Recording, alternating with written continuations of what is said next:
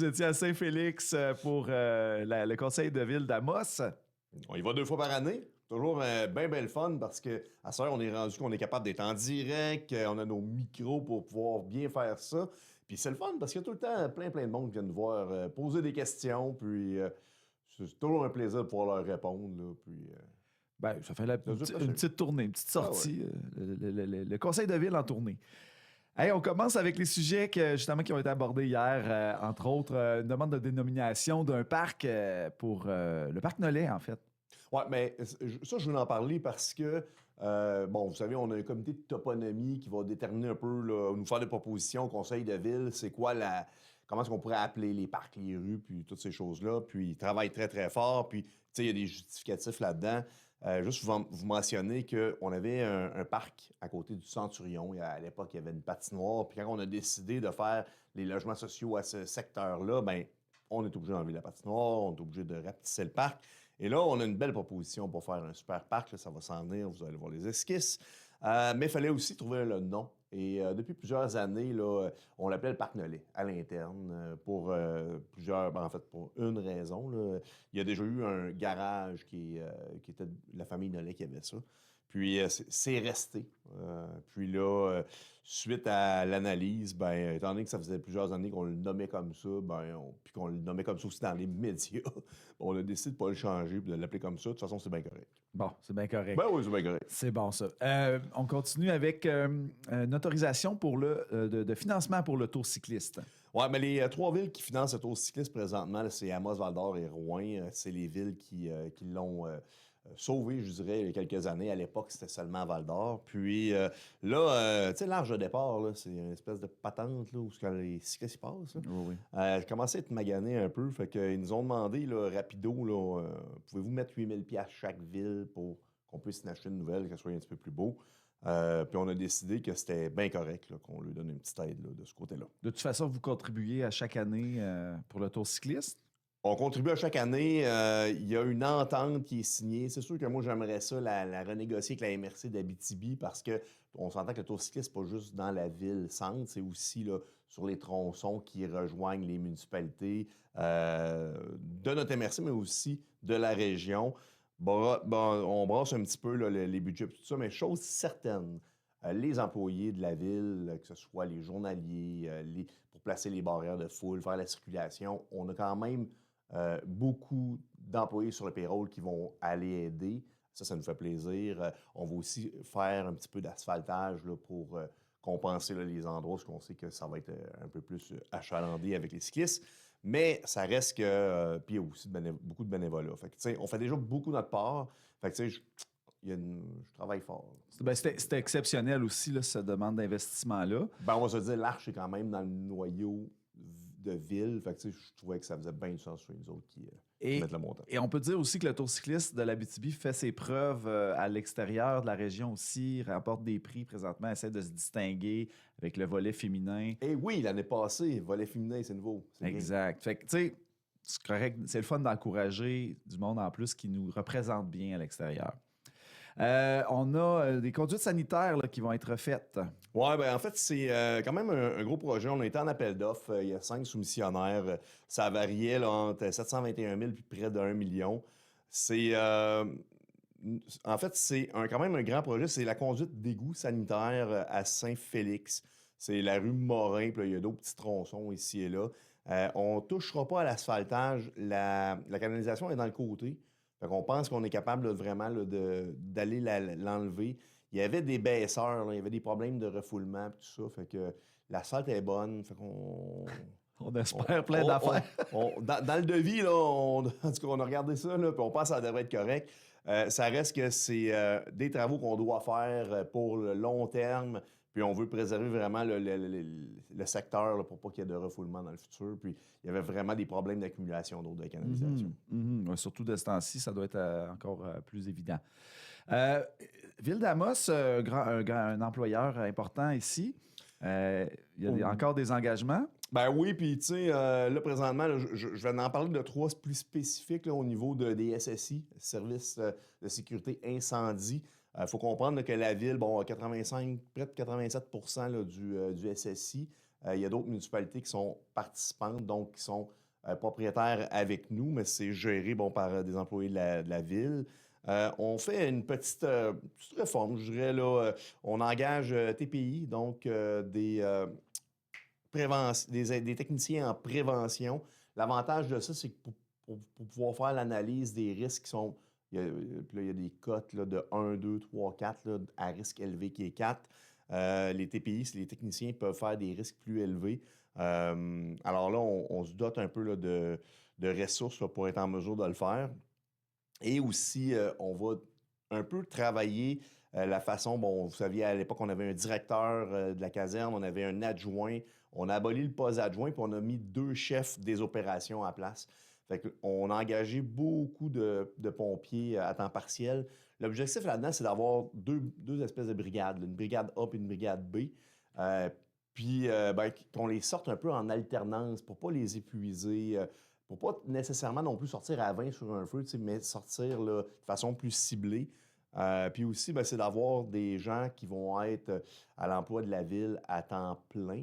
Donc, ça fait des gens qui peuvent aller sur les feux plus rapidement. Donc, les chefs de service seront à temps plein sur la couverture.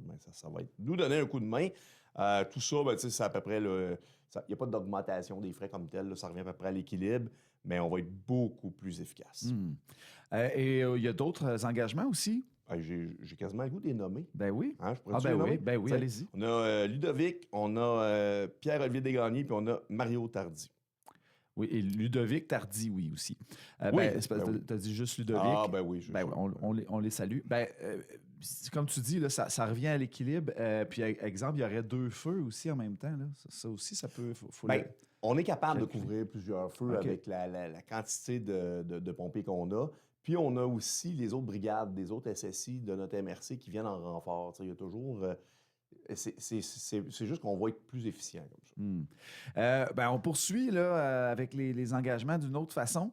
3 autres embauches. À l'interne, on a engagé Sofiane Fauché pour le poste de chef de division secteur récréatif. Puis, on a eu quand même 13 personnes qui ont appliqué, 5 entrevues. Très bonne ressource. On a aussi secrétaire commis au Théâtre des Esquerres, Chantal Guévin. Secrétaire réceptionniste, Caroline Dubé. Vous voyez, là, toutes les fois, je pense que je viens au micro ici tout le temps. Là. Oui, mais ça veut dire que c'est pas de l'ajout dans l'équipe. Là. C'est ça. Un peu, ça bouge, là. OK, on comprend que ça bouge. Tu m'inquiètes, là. Moi aussi, tu m'inquiètes. Oh non, on remplace des gens. Il y a c'est des chaises qui changent, des gens qui quittent. Il y a beaucoup de mouvements, puis ça fait partie de la game. Là. Puis ce qui est sain là-dedans, c'est qu'il y a quand même beaucoup de gens qui appliquent sur nos postes. Bon, excellent. On poursuit maintenant dans le côté plus de réglementation. Alors, on a adopté le code d'éthique et de déontologie des élus et des employés. Oui, nous, on signe le code d'éthique, les élus, à chaque année, là, puis on dit nos apparentés, si on a des parts dans des business, tout ça. On avait une responsabilité de réécrire un peu notre code d'éthique, de le mettre à jour, puis de le travailler avec les élus, avec l'administration. Fait qu'on arrive avec une nouvelle mouture qui est un peu plus crunchy, là. Pas qu'il y avait des dépassements, là, mais on voulait être certain que ce qui est écrit, c'est vraiment ce qu'on fait. Puis, très, très heureux de vous annoncer là, qu'on a un nouveau code de déontologie et d'éthique pour les élus et les employés. Puis, ça, c'est rentré en vigueur là, hier. Voilà, rien de plus à dire. Tout simplement. Bon, parfait, c'est bien respecté, c'est signé. Et on continue avec des modalités là, de vente là, par rapport au parc industriel. Oui, je viens d'en parler aussi parce que c'est un projet de règlement. Dans les prochaines semaines, là, quand il va faire, c'est parce qu'on se créera encore en hiver. Ça s'arrêtera jamais, cette histoire-là. On a finalisé la phase 2 du parc industriel. Là, c'est vraiment bien avec la biophilie et tout ça. Puis ça va être lancé. On va faire un lancement de tout ça. C'est un gros projet pour la Ville-d'Amos. Mais là, il faut qu'on trouve un peu la modalité, comment est-ce qu'on veut vendre les terrains, c'est quoi les critères et tout ça, puis les prix. Fait que c'est pour la phase 2 du parc industriel. Puis, restez à l'affût, là, on va vous lancer ça là, dans les prochaines semaines. Bon, parfait. On va certainement en entendre parler ici au micro. Et là, parlant de planification, de développement, les statistiques de la construction de mars, Ben, ça va bien. En 2026, là, pour mars, on est à 1,2, un petit peu plus de 1,2 million en valeur de permis. L'année passée, on était à 830. Puis je vous répète, l'année passée, c'est quand même une bonne année. Alors, depuis le début de l'année, on est rendu à 9,5 millions d'émissions de permis, comparé à 1,8 en 2025. En mars, à la même date. À même date. Oui, Excellent. Maintenant, il y a plutôt des choses là, que tu veux nous parler par rapport au secteur Saint-Félix. ben, ça donnait bien parce qu'en étant à Saint-Félix, là, il y avait des questions, puis on avait quand même là, des petits points d'intérêt. Là, entre autres, il y a un réaménagement. Non, c'est pas un réaménagement. Pas ça que je veux dire. Il y a des changements de toponymie de rues, parce qu'il y avait des rues à Saint-Félix qui étaient les mêmes noms que à Amos. On est venu régulariser quelques affaires. Il y a des petites pancartes avec des numéros de rue qui vont changer. Ça, on va faire ça dans les prochains jours. Il y a des changements d'adresse à faire. Il y en a plusieurs qui sont faits automatiquement par Post Canada. On est venu l'expliquer, là, entre autres, le Bell Hydro-Québec, TELUS, Vidéotron, c'est fait directement par Post Canada. La balance, ben là, c'est les citoyens qui ont leur responsabilité de changer leur adresse. On encourage les gens quand même dans la prochaine année. Tu sais, des fois, tu peux écrire une petite note là, de dire l'ancienne adresse était de, pour être certain qu'il n'y ait pas d'erreur. On sait tu sais, que les livreurs d'Amazon, des fois, ils utilisent Google Maps. Sur Google, c'est pas encore mis à jour. Je sais aussi qu'il faut être un peu patient parce que des fois, dans les systèmes, quand on rentre le code postal, la ville d'Amos n'apparaît pas. C'est encore Saint-Félix qui apparaît automatiquement. Fait que ça devrait se placer dans les prochaines semaines. Ça reste que, bon, on est là quand même pour donner un coup de main, mais c'est pas nous, comme ville, même si c'est nous qui avons décidé, nous, les deux municipalités de se fusionner, ça amène quand même ce petit irritant-là. C'est quand même un irritant mineur, là. Je pense pas que ça va créer de problématiques, mais ça reste que, bon, là, il faut quand même changer les petites plaquettes avec les numéros sur certaines rues. Ça fait le tour? Ben oui, on va aussi diminuer l'ouverture au public du bureau municipal à Saint-Félix. On était à 3 jours. On se rend compte qu'il n'y avait pas beaucoup de monde qui venait faire le tour. Il y en a à chaque semaine, mais pas tant que ça.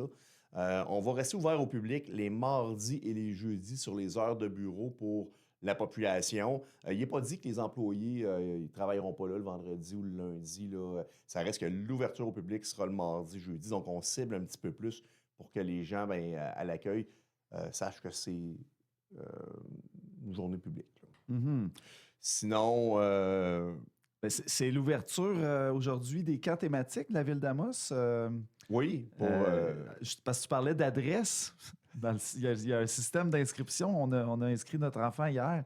Puis il fallait être vigilant, là, des fois, par rapport aux adresses.